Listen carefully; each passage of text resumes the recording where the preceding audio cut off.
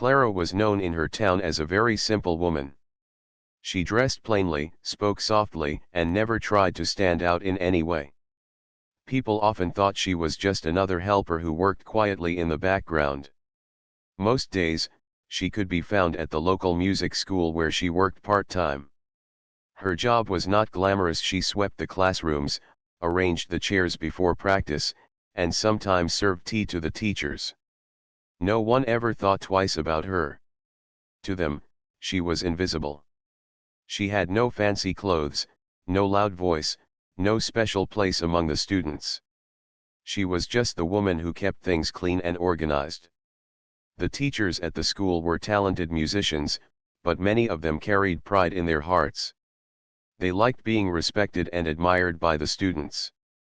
They walked with confidence, and sometimes even arrogance, believing that no one outside their circle could understand music the way they did.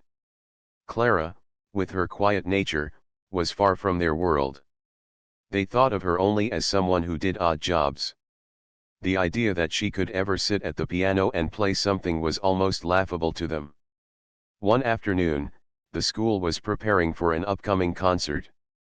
Students were practicing different instruments, and the teachers were giving instructions, sometimes harsh, sometimes encouraging. The air was filled with the sounds of violins tuning, flutes warming up, and pianos being played again and again. Clara walked into the main hall to dust off the benches and pick up discarded sheets of paper. She moved silently, making sure not to disturb anyone. She placed books neatly on the table and aligned the chairs in straight rows. Her presence barely registered with the teachers. As she was tidying up, a group of teachers noticed her passing near the piano.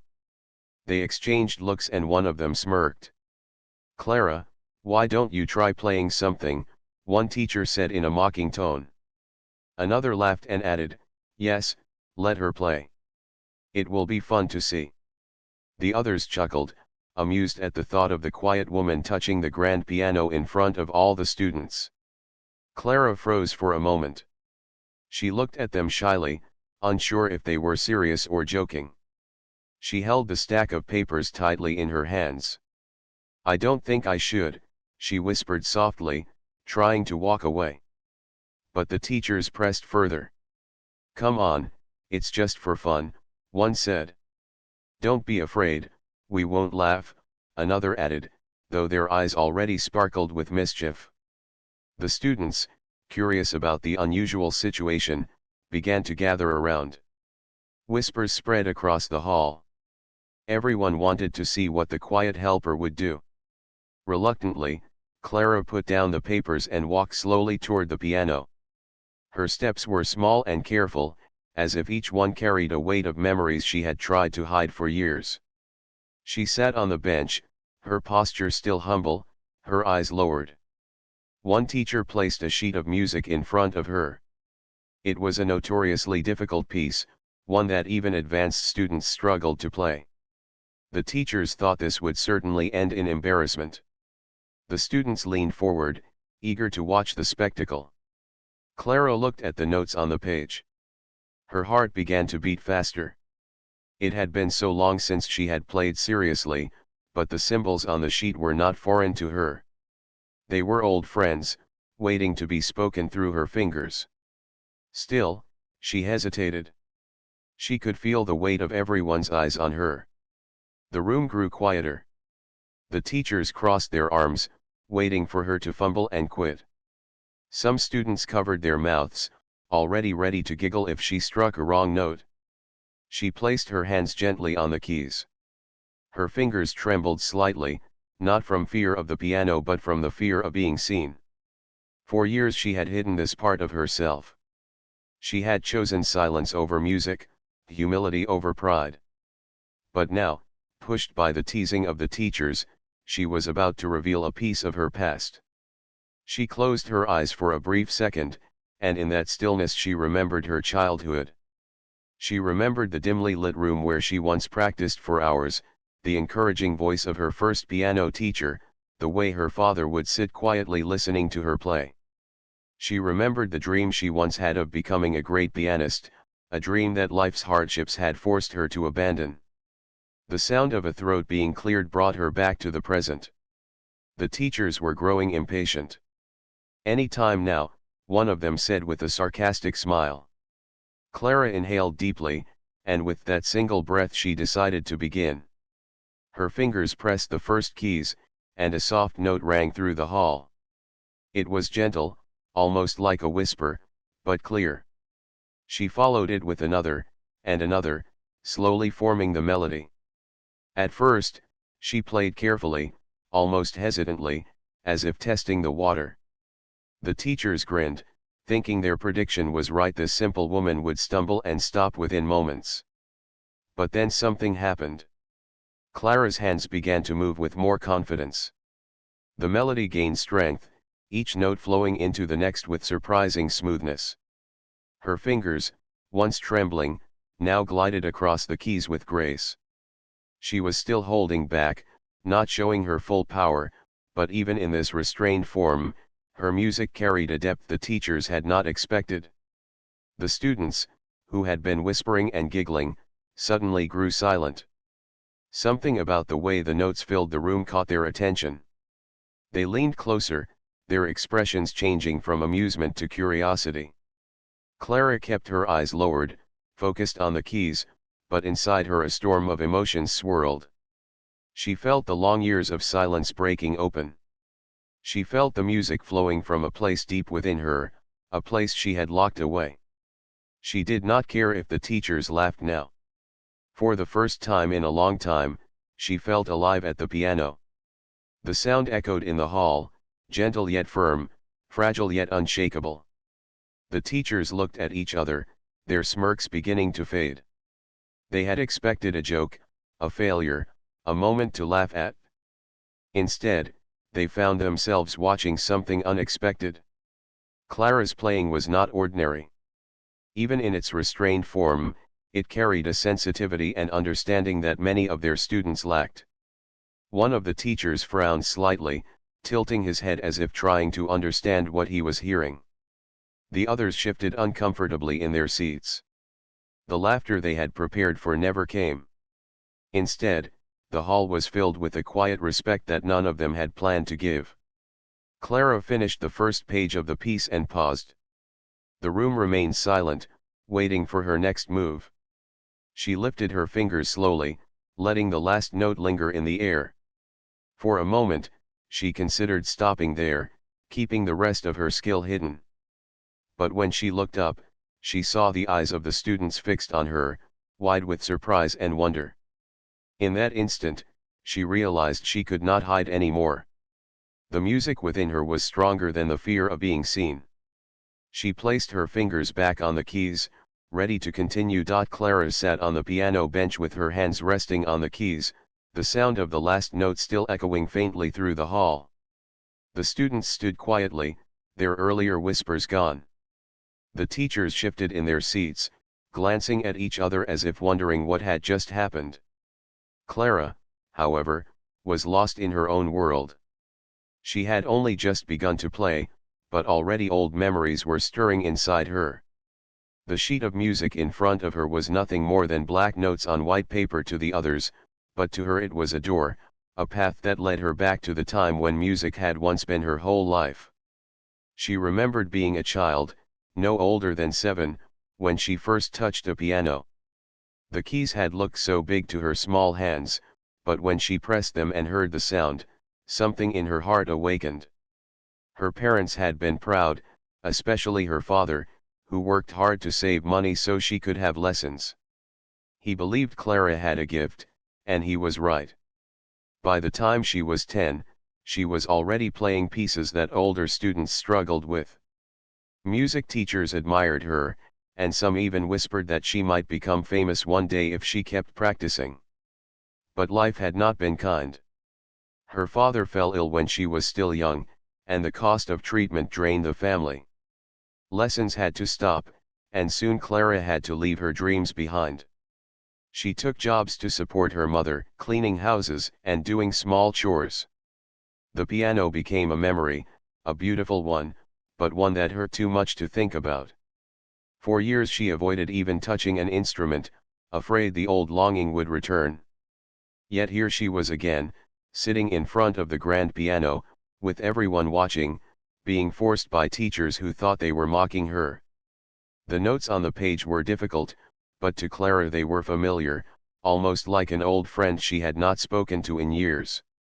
She looked at them carefully, then lowered her gaze to the keys again. Her fingers began to move, this time with more courage than before. The melody grew stronger, and the rhythm picked up speed. Each sound was clear, full of life, and full of feeling. The students leaned in closer, their eyes wide with surprise. Some even held their breath, not wanting to miss a single note. The teachers, at first smirking, now frowned. This was not what they had expected. They had given her one of the hardest pieces in their collection, convinced she would stumble on the first few bars.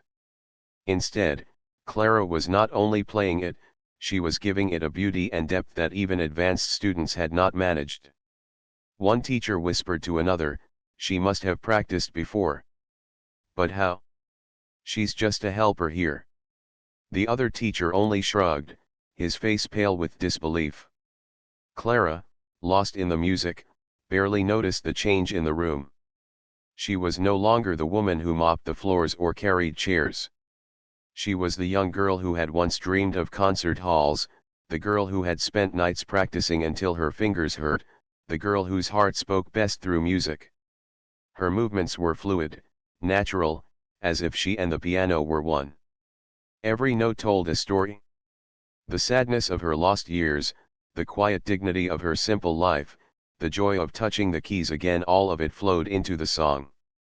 The students who had gathered at the doorway now came inside, filling the back of the hall. They whispered to each other about how incredible she sounded. Some of them even looked at their teachers, silently questioning why they had never known about her. A few students felt ashamed for the way they had laughed earlier, realizing that the woman they had ignored every day was far more talented than they could imagine. Clara's mind kept drifting between the present and the past as she played. She remembered her old piano teacher, an elderly man with kind eyes, who used to tell her, "Clara, music is not just about speed or skill. It is about heart. You must feel each note, breathe with it, let it become part of you." Those words echoed in her mind now, and she followed them. She was not rushing to impress anyone. She was playing the way she always had, honest, deep, and full of feeling. The teachers, now clearly unsettled, tried to cover their surprise. One coughed and pretended to study the sheet of music, as if checking for mistakes. Another tapped his foot nervously, though not in rhythm with the song. A third bit her lip, unwilling to admit that Clara's playing was beyond what many of their best students could achieve. Pride was a heavy burden, and they did not want to let go of it easily. Yet they could not deny what they were hearing. It was impossible to dismiss the music flowing from Clara's hands. As Clara continued, the hall seemed to change. The noise of the world outside faded. The students and teachers forgot about time. All that mattered was the sound filling the air. It was powerful but gentle, steady but emotional. Every rise and fall of the melody seemed to carry meaning, as if Clara was telling her own story without words. Some students even felt tears in their eyes, though they could not explain why. They only knew the music touched something deep inside them. Clara herself felt tears gathering, though she held them back. She remembered how her father had once told her that music could heal hearts, even broken ones. She wondered now if he would be proud to see her, sitting here, surprising everyone who had thought she was nothing more than a servant in the background. She wondered if he could hear her somewhere, and if this moment was his way of reminding her that her gift was never truly lost. By the time she reached the middle of the piece, the room was completely silent except for the piano. Even the youngest students, who usually fidgeted and whispered, stood still with wide eyes. One teacher leaned forward slightly, unable to resist the pull of the music. Another, despite her pride, felt her heart softening, realizing she had misjudged Clara. The conductor who had been visiting that day, seated quietly at the back, straightened in his chair and listened with growing amazement. He knew talent when he heard it, and this was more than talent. This was mastery wrapped in humility. Clara's fingers moved with speed and precision now. The difficult passages, the runs and jumps across the keys, the complex chords, all of it came effortlessly to her. It was as if her hands remembered everything, even though years had passed since she had last played seriously. Her body swayed slightly with the rhythm, her head tilted as she followed the music's emotion. To the students, she no longer looked like the quiet helper. She looked like a true pianist, someone born to play. As the last notes of the section rang out, Clara paused again. The sound hung in the air like a delicate thread. No one dared to move or speak. She looked up briefly and saw the faces around her. The laughter and mockery were gone. In their place was silence, awe, and confusion. She saw the teachers, who had once teased her, staring with eyes that could not hide their surprise. She saw the students, some leaning forward as if afraid to miss even her smallest movement. For a brief second, Clara felt exposed. This was a part of herself she had hidden for so long. But there was no turning back now.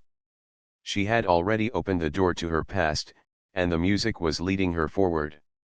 She placed her hands back on the keys, preparing to continue. Her heart no longer trembled. The fear had left her. What remained was a quiet strength, the same strength that had carried her through years of hardship. She was ready to show them more, not because she wanted praise, but because the music inside her demanded to be heard. Clara's fingers danced across the keys with a freedom that surprised even her. It had been many years since she had touched a piano like this, yet her body remembered everything. Each note came naturally, as though the music had always been waiting inside her, hidden under the silence of her daily life. The hall was filled with sound, not just ordinary sound, but music that carried weight, meaning, and emotion. It was as if Clara was pouring out her heart with every note she played. The students who had crowded near the doorway were now fully inside the hall, standing shoulder to shoulder, their eyes wide. None of them had expected this. They had seen Clara before, sweeping the floors, arranging chairs, or bringing tea for the teachers. She was part of the background of their lives, so ordinary that they barely noticed her presence. But now, standing there and watching her fingers move so gracefully over the piano, she seemed like someone else entirely. One boy whispered to his friend, "How is she playing like that? She's better than most of us." His friend nodded slowly, unable to take his eyes off Clara's hands. Another student, a girl who had struggled for weeks to master a smaller piece, felt both humbled and inspired. She could not believe the same woman she had seen carrying buckets and cloths could play something this difficult without hesitation. The teachers sat stiffly in their chairs. At first, they had smirked, ready to laugh at Clara's attempt. But as time went on, their expressions changed. The smirks faded into surprise, and surprise slowly turned into discomfort. Each teacher had built a reputation as an expert, someone students respected for their skills. Yet here was a simple woman, someone they had dismissed as unimportant, playing at a level far beyond many of them. Pride kept them silent, but inside, they were unsettled. One teacher leaned closer to another and whispered, "This is impossible. She must have practiced secretly." The other shook his head slightly. "No, this isn't practice. This is something else. Listen to her touch. Listen to the way she controls the dynamics. That doesn't come from a few hours of practice. That comes from years of training." His voice carried a note of respect, though he tried to hide it. Clara, meanwhile, was lost in the music. She had started carefully, holding back as if testing whether she still had the ability. But now, as the piece grew more complex, she allowed herself to let go. Her fingers moved with speed and precision, her body swaying gently with the rhythm. The runs up and down the keyboard sounded effortless, and the powerful chords echoed through the hall with a richness that made the walls seem alive. Inside her heart, emotions swirled. She remembered the joy of her younger years, the pride in her father's eyes, the encouragement of her first piano teacher. She also remembered the pain of leaving it all behind, the nights she cried because she could not afford lessons anymore, the years she spent hiding her talent because the world no longer had room for her dreams. Now, all of that poured out through her music. Every joy, every sorrow, every memory, it all became part of the song. The students felt it. They did not just hear the music, they felt it inside themselves. Some of them, though they did not understand why, had tears forming in their eyes.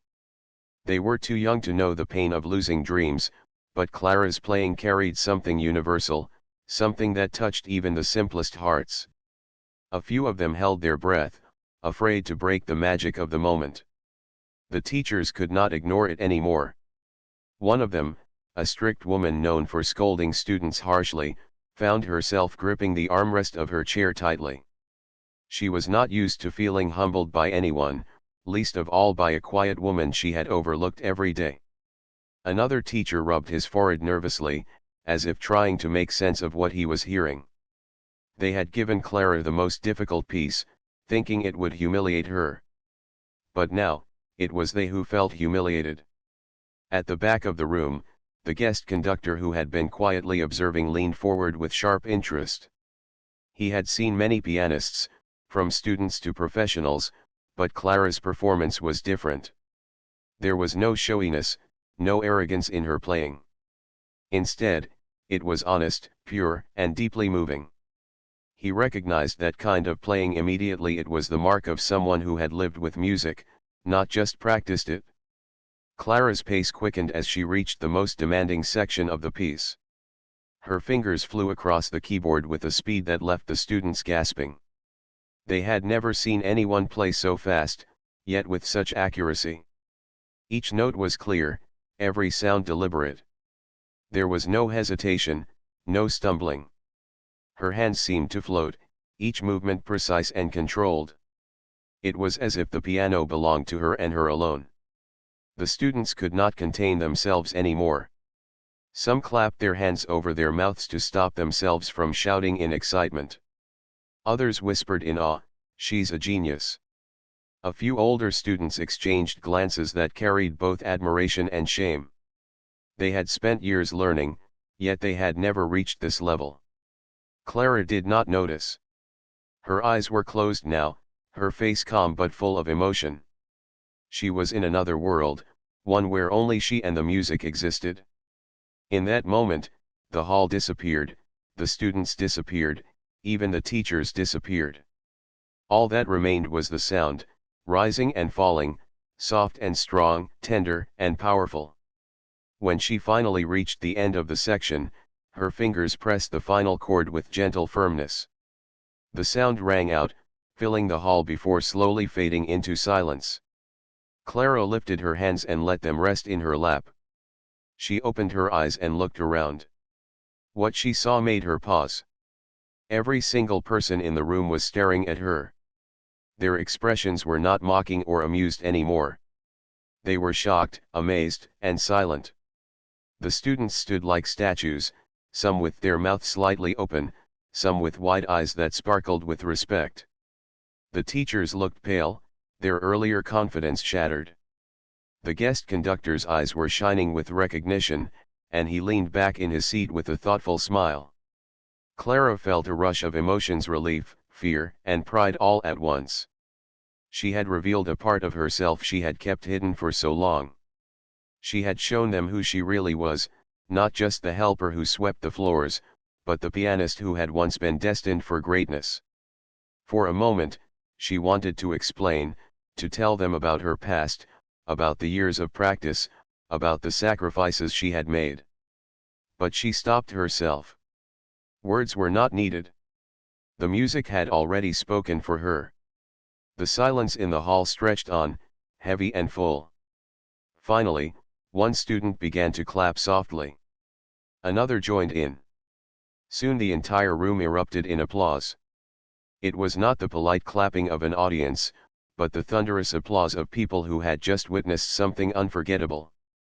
The sound echoed louder than the music had, filling the hall with energy. Clara bowed her head slightly, her cheeks warm. She had not expected this. She had thought the teachers would laugh, the students would giggle, and she would quietly leave.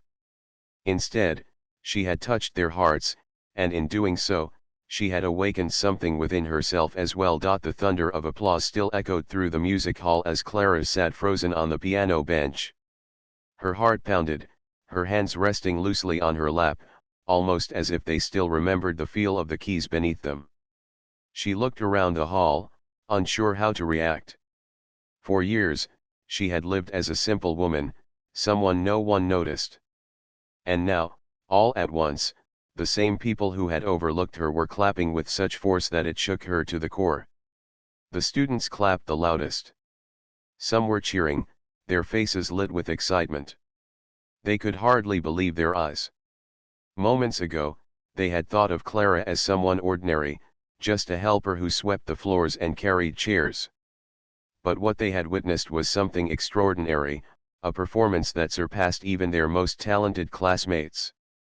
To them, it was as if Clara had transformed in front of their very eyes, revealing a secret identity that none of them had guessed. The teachers, on the other hand, struggled to find words. A few of them clapped reluctantly, their pride still holding them back, but their expressions betrayed their astonishment. They had been so certain that Clara would fail. They had even hoped for it, eager to laugh and show off their superiority. Now, the embarrassment of their actions weighed heavily on them. They looked at each other, searching for explanations, but none could be found. Clara's playing was beyond question. It was not luck, nor a trick. It was skill, pure and undeniable. Clara stood slowly from the bench, her head slightly lowered. She was not used to being the center of attention. For a moment, she thought of slipping away quietly, letting the moment end before questions began. But before she could move, one of the older students stepped forward. "Miss Clara," he said softly, his voice filled with respect, "where did you learn to play like that?" All eyes turned to her. Clara felt her throat tighten. She did not want to speak of her past, not yet. So she simply smiled and said, "I used to practice a little when I was younger." Her voice was calm, almost modest, as if what she had done was nothing special. But to the students, it was more than special, it was unbelievable. The strict teacher, the one who had handed Clara the difficult sheet music in the first place, shifted uncomfortably. She cleared her throat and said, "That was very impressive."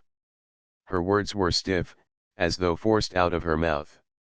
Another teacher, unable to hide his curiosity, leaned forward and asked, "Have you studied under someone before?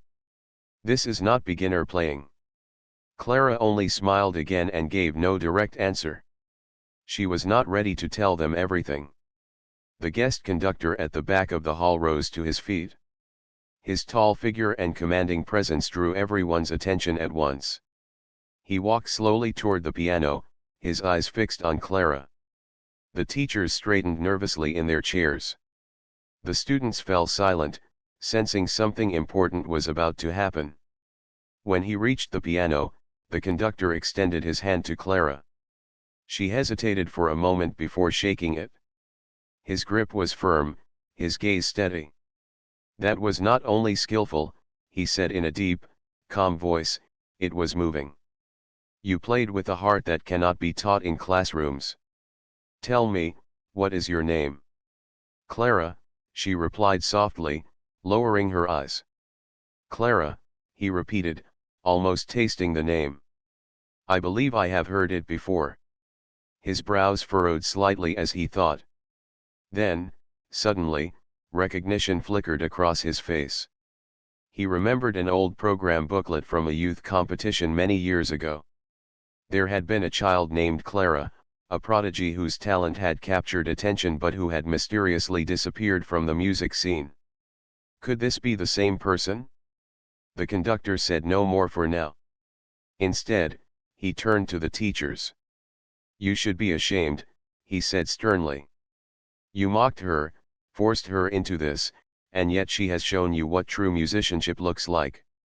None of you could have played that piece with such depth. The teachers flushed with embarrassment.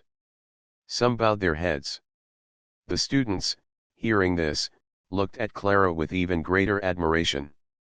They had always seen the teachers as figures of authority, but now even they were being humbled by the woman they had once ignored. Clara wished the ground would swallow her whole. She had not wanted to embarrass anyone. She had not even wanted to play. But now the truth of her gift was out, and there was no hiding it again. She stepped back from the piano, her voice gentle. "Please," she said, "I am just an ordinary woman. I didn't mean to cause trouble." Her humility only made the students respect her more. To them, she had done something extraordinary and yet still spoke as if it were nothing. The contrast between her greatness and her simplicity made her shine even brighter. Some of the younger students whispered to each other, "She's better than the teachers. Imagine what else she can do." The conductor, however, was not willing to let the moment end. He placed his hand on the piano gently, as if honoring it, then looked back at Clara. "Music like yours should not be hidden," he said firmly. "The world needs to hear it. Will you play again, not just here, but on a stage where everyone can see your gift?" Clara's eyes widened. She shook her head quickly. "No, no, I can't. That life is behind me." Her voice trembled slightly. Memories of her father's illness, her family's struggles, and the pain of leaving her dreams behind rose up in her chest. She had buried those dreams long ago. The thought of stepping onto a stage again filled her with fear. But the conductor did not back down. "You may think your gift is gone," he said gently, "but it is alive, stronger than ever. What I heard today was not someone who abandoned music. What I heard was someone who carried it inside her all along." The students clapped again, cheering her name softly. The teachers, though reluctant, nodded slowly. Even they could not deny the truth. Clara felt overwhelmed. She looked at the piano once more, her heart aching with both longing and fear. Part of her wanted to say yes, to accept the conductor's invitation and return to the life she had once dreamed of.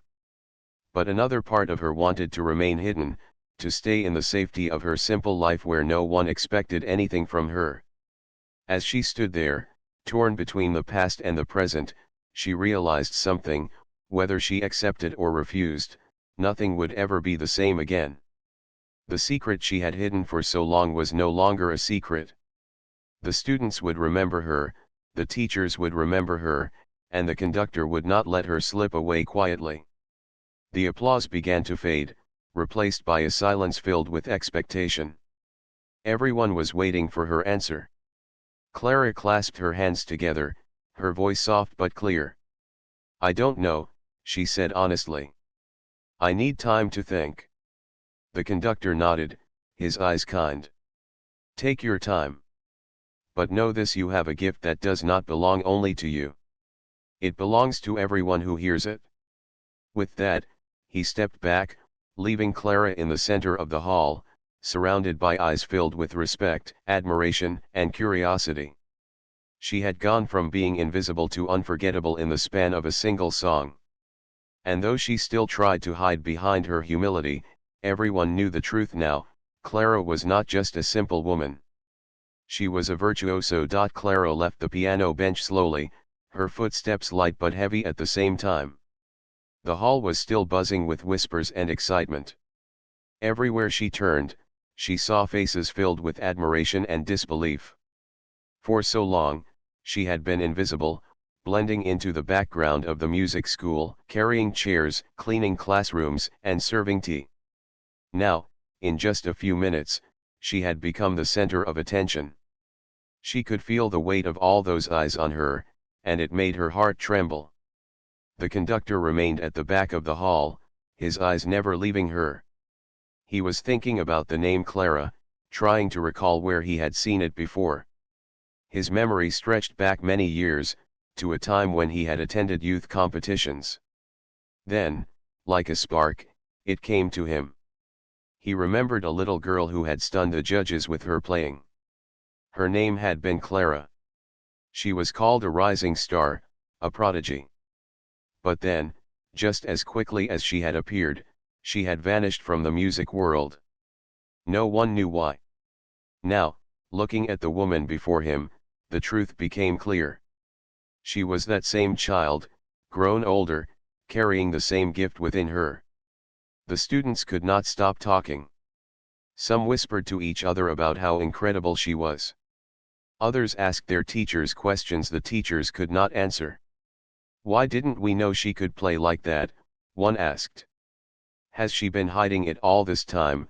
asked another. The teachers, embarrassed and humbled, had no explanations.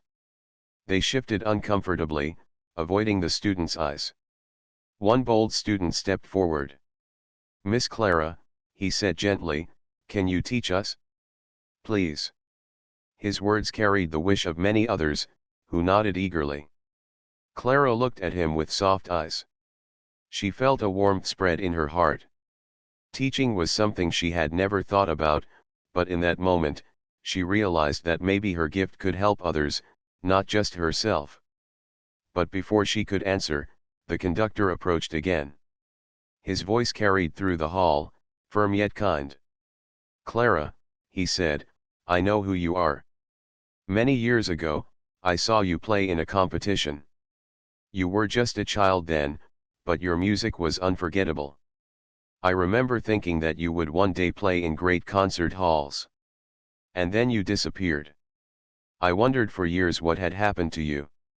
Today, I finally have my answer." The hall grew still again. Everyone looked at Clara, waiting for her response.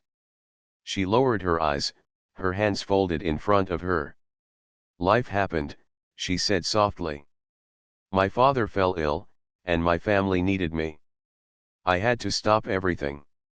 I worked, I helped, and I let go of music. At least, I thought I had. But it seems music never let go of me." Her words touched everyone deeply. The students, many of whom came from families that sacrificed to give them lessons, understood the weight of her sacrifice. The teachers, too, felt a sting of shame for mocking her when she had carried such a heavy story. Even the conductor's stern expression softened as he nodded slowly. "You gave up your dream for your family," he said. "That is honorable. But now, fate has brought you back to the piano. I believe the world deserves to hear you again." Clara shook her head slightly. "It has been too long," she said. "I am not young anymore. Those chances are gone." But the conductor smiled knowingly. "Music does not belong to youth alone. Music belongs to the soul. And your soul has grown even deeper because of your struggles. That makes your gift more powerful, not less." The students erupted into applause again, cheering for Clara to play more. Some even chanted her name softly. The teachers, realizing they had been wrong, joined in. Their applause was hesitant at first, but then it grew stronger, a sign of their respect. Clara felt her eyes grow wet. She had never expected this. She had always thought her gift was something that belonged to the past, something hidden away forever. But now, looking at the faces around her, she realized that perhaps her music still had a place in the world. Over the next few days, word spread quickly. The story of the simple woman who stunned everyone with her piano playing traveled through the town, then beyond it. People wanted to know who she was. Some called her a miracle, others called her a hidden treasure. The conductor personally invited her to perform at an upcoming recital, a small event compared to the grand stages she once dreamed of, but an important step nonetheless. At first, Clara hesitated. She was nervous, unsure if she could face a public audience after so many years. But then she remembered the look on the children's faces, the way their eyes had shone with inspiration. She remembered the way the music had felt flowing through her, like it had been waiting all along. Slowly, she agreed. When the night of the recital came, the hall was packed. Students, teachers, townspeople, and even strangers came to see her. The conductor introduced her with pride, telling the story of how she had been overlooked, mocked, and then revealed as a virtuoso. When Clara walked onto the stage, dressed simply as always, the audience rose to their feet in respect. She sat at the piano, her hands trembling slightly. But when she touched the keys, all fear melted away. The music came alive again, stronger than ever. Each note carried the weight of her life, the joy, the sorrow, the sacrifices, and the hidden strength. The audience sat in silence, captivated. Some wept, others closed their eyes, letting the sound wash over them. When she finished, the applause was deafening. People stood, clapping and cheering, some even calling her name. Clara bowed her head humbly, her heart full. She had not only rediscovered her gift, she had shared it with the world again. From that night forward, Clara's life changed. She was no longer just the simple woman who worked in the background. She was Clara, the pianist, the woman who had returned after years of silence to remind everyone that greatness can hide in the most unexpected places. She continued to help at the school, but now she also taught students, guiding them not only in technique but in the heart of music. The teachers, once proud and mocking, now treated her with deep respect. They even sought her advice, realizing that her knowledge and experience were greater than their own. The students adored her, seeing her as proof that true talent is not always dressed in fine clothes or loud voices. Clara never forgot her humble roots. She still spoke softly, still dressed simply, still carried herself without arrogance. But inside, she had found peace. She no longer needed to hide who she was. Her music was no longer locked away. It flowed freely, touching lives, inspiring hearts, and proving a truth that everyone who met her would remember forever. Never judge someone by how they appear, because sometimes, behind the simplest face, hides a soul filled with brilliance. And so, the woman who once cleaned floors in silence became the woman whose music filled halls with light. Clara had not just returned to music, she had returned to herself.